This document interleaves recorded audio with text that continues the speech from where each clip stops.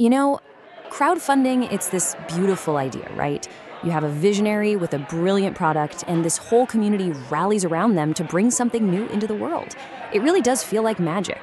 But here's the thing, behind those few huge, spectacular success stories, there's a much harsher reality, a brutal one that most people just never see coming. Let's just rip the band aid off and talk numbers. An absolutely staggering number of campaigns just fail. And if you show up without a real, data-driven strategy before you launch, your chance of succeeding plummets to just 15%. That's not a business plan, my friends. That's a lottery ticket. So what gives? What's the secret sauce that separates the breakout hits from the projects that launch to, well, crickets? I'll tell you right now, it is not luck. It's a formula, and that's exactly what we're going to break down in this explainer, that hidden formula, piece by piece. All right, first up, the pre-launch gauntlet. Look, pretty much everything is decided before you ever click that launch button. This is where campaigns are won or lost, and it all starts with tearing down the single biggest myth in the entire world of crowdfunding. So many creators believe that platforms like Kickstarter or Indiegogo are discovery engines. They have this, if I build it, they will come mentality. That is fundamentally 100% wrong. The platform's algorithm only rewards the momentum that you create. You have to bring your own audience to the party.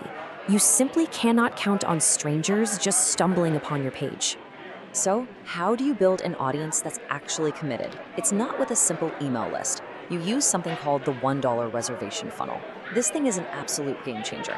It's the most powerful way to separate the casual looky-loos from people with genuine buying intent. That tiny financial commitment, it signals a massive psychological one. And the process itself is surprisingly simple, but so effective. You build a great landing page, you offer an amazing launch day deal for a tiny, refundable $1 deposit, and then you treat those VIPs like gold. But here's the mind-blowing part. This is the key. A person who puts down just $1 is up to 30 times more likely to become a backer than someone who just gives you an email. 30 times. That's how you engineer a massive day one explosion. Okay, so you're building your VIP list. You're all set, right? Not so fast. This brings us to the second fatal pre-launch mistake, believing your own hype.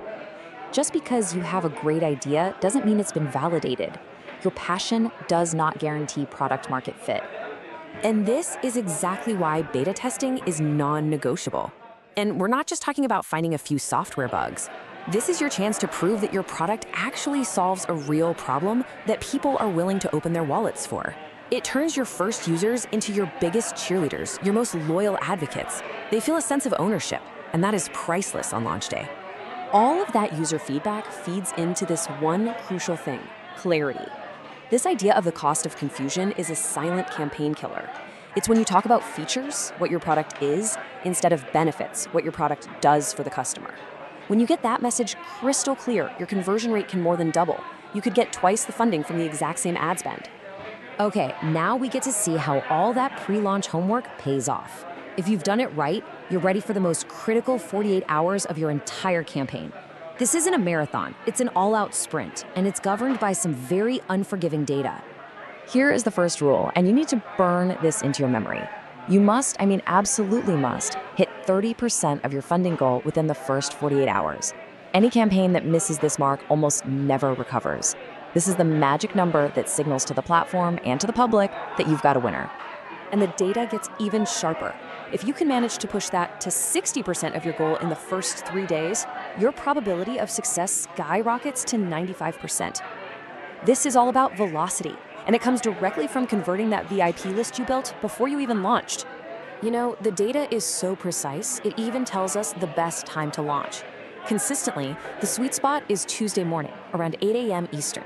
You avoid all the Monday morning chaos, you catch people right as they're settling in at their desks, and it's just before platform traffic really starts to peak.